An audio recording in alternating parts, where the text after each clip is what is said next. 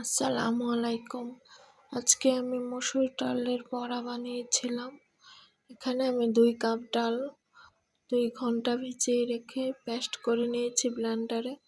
এখানে দিয়ে দিচ্ছি আদা রসুন পেস্ট, মরিচের পাউডার, ধনিয়া পাউডার, হলুদ পাউডার আর দিয়ে দিচ্ছি একটু গরম মশলা পাউডার।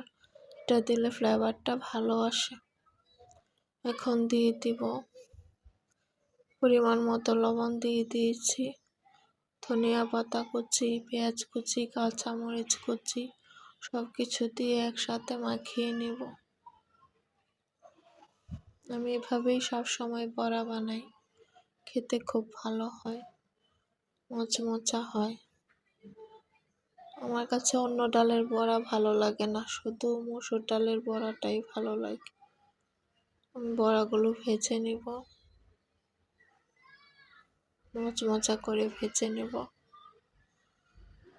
বড়াগুলো খেতে অনেক মজা হয়েছিল।